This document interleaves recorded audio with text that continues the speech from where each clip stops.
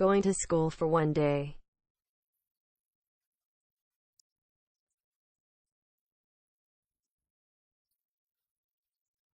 Betty Bowl was 5 years old, and her mother wanted her to begin going to school, because she wanted to start working in an office again. A month before the beginning of these school years, Mrs. Bowl began telling Betty about school. "It's very nice," she said. "You'll play games and paint and sing songs." Mrs. Bowl began doing these things with Betty. Betty liked the games, the painting, and the singing very much, but she always wanted to be near her mother, so Mrs. Bowl was rather afraid and thought, "What will she do when I leave her at school?" But on the first day at school, Betty was very good. She did not cry and she was happy. On the school morning, Mrs. Bowl said, "Put your clothes on, Betty. I'm going to take you to school in half an hour's time." "School," Betty said surprisingly, "but I've been to school."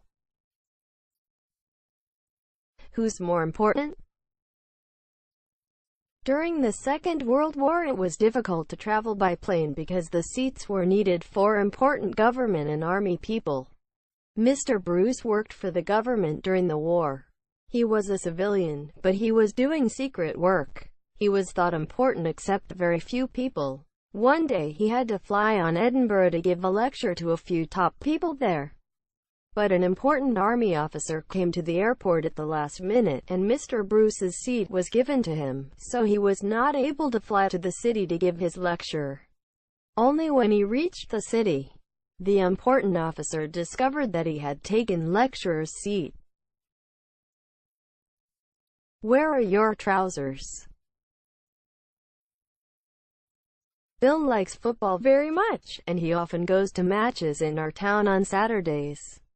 He does not go to the best seats, because they are very expensive, and he does not see his friends there. There was a big football match in our town last Saturday.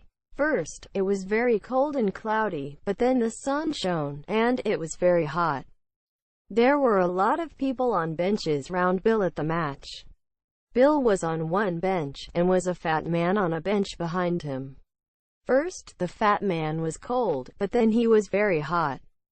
He took his coat off and put it in front of him, but it fell on Bill's head. Bill was not angry. He took the coat off his head, looked at it, and then smiled and said, "Thank you, but where are the trousers?" Christmas Day. Christmas Day, December 25th, is perhaps the happiest day of the year for most English children. They know that they will get presents. They can also have the pleasure to give presents.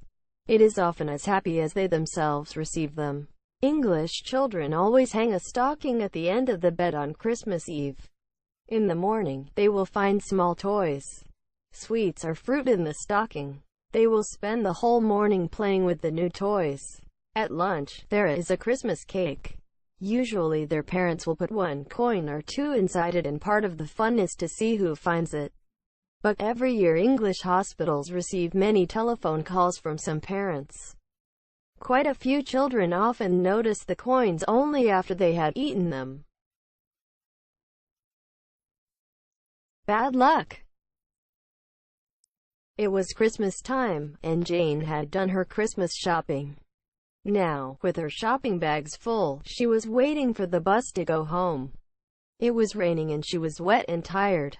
When the bus finally arrived, it was very full because everyone else had done shopping too. The 2 children in front of Jane in the line got on, but then the bus conductor said, "Sorry, miss. No more room." Jane thought that the next bus might be full up too, so she started walking. After a short time, she felt very tired, and she decided to take a taxi. Then she stopped one. When she was halfway home, however, the taxi could not move. As she was watching the taxi driver trying to repair it, a bus passed them, empty. Most annoying of all, it stopped raining. The sun came out.